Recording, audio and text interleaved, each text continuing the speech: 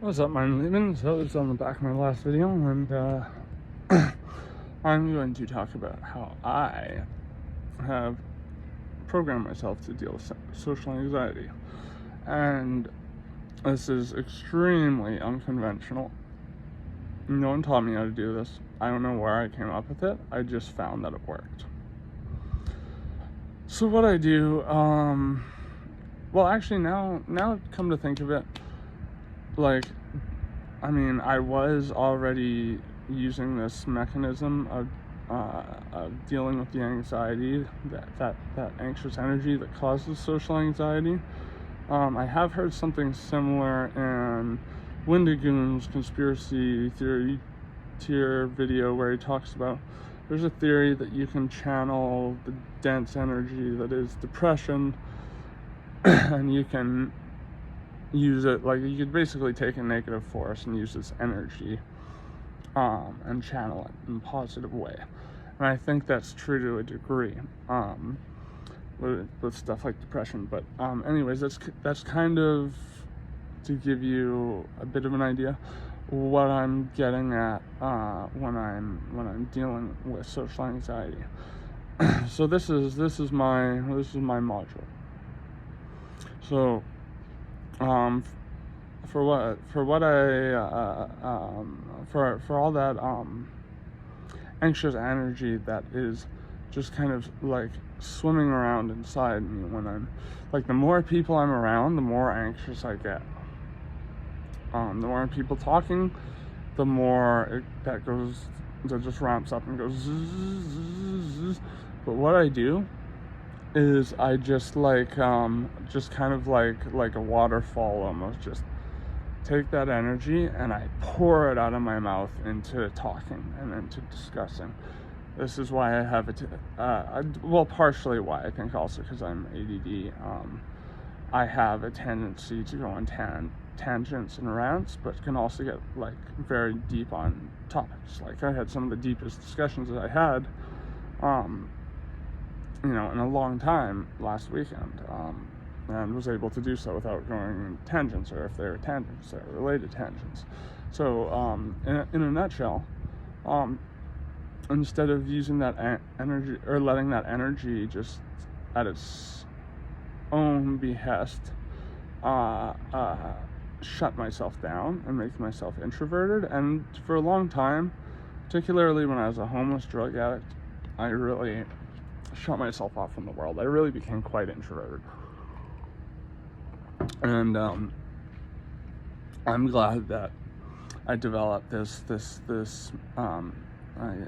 mechanism of coping, because it works. But here's the thing, like I'm sure a lot of people who watch my videos just can't stand listening to me because I kind of flim flam from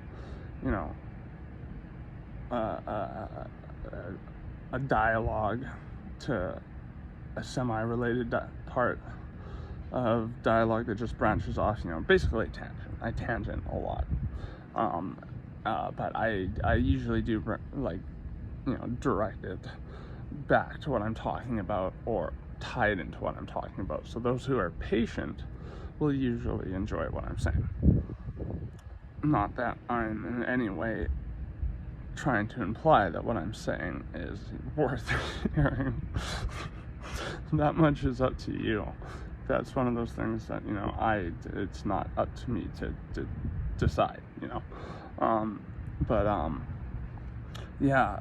also I found I've been able to if I'm in that state, where it's the end of the day and I'm taking transit, there's a lot of people, and I just don't feel like fucking talking to anyone, I'll put my headphones on and I will start writing. And since I'm actually trying to write a novel now, here's the thing, I've built everything I need for about 2 dozen novels. I've written bits and pieces of them, but I've never actually finished a novel. And so this, I'm working on one from start to finish, and it's very difficult, especially because it's mostly dialogue based, and a lot of, particularly the main characters,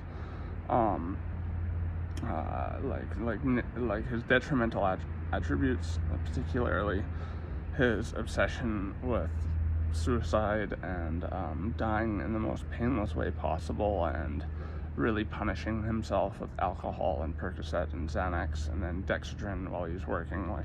Like these are all, not that I was, an alcoholic popping Percocets and Dexedrine, and Xanax and then Dexedrine in the morning to function. Like, there are elements of that are very similar to my life, and there was a long portion of my life, leading up to me actually trying to take my own life, where I thought I had Huntington's, and because of a misdiagnosis. And Huntington's, if you look it up, it's one of the worst ways to go.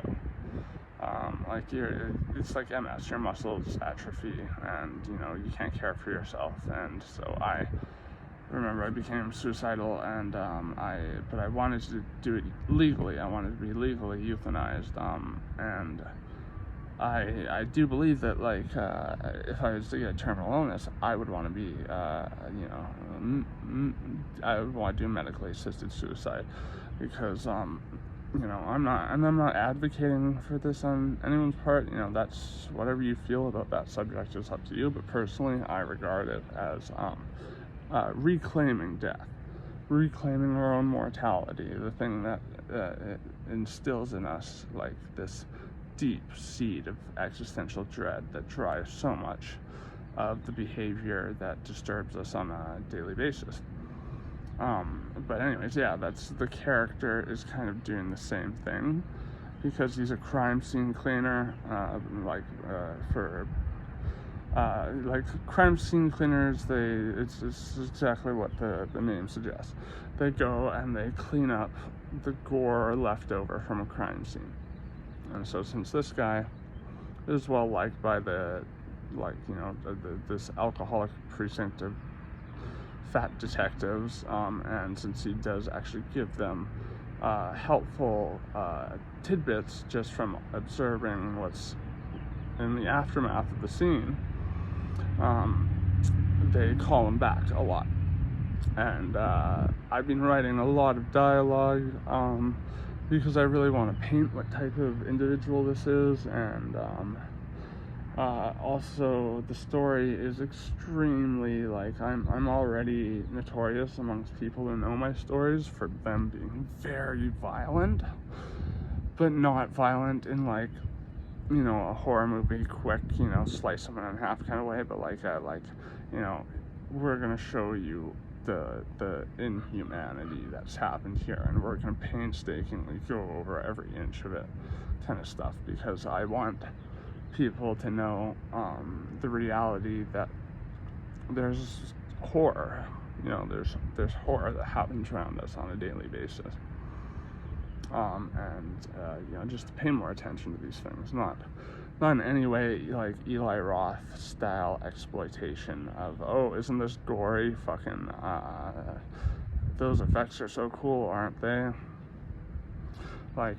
It's trying to make violence meaningful, not violent for the sake of being violent, Anyways, I've gone on for long enough, but I just wanted to, talk about, the bitch that's ketamine bladder, how I am going to break from ketamine, and, just wish me luck, man, and wish me luck on continuing not to smoke cigarettes. That would help a lot, and, be a cool person, and sub my shit. So this person who, actually, I don't even care about being cool anymore. I'm tired of fucking watching people fight over who's cool, or fighting because this person's not cool enough for them.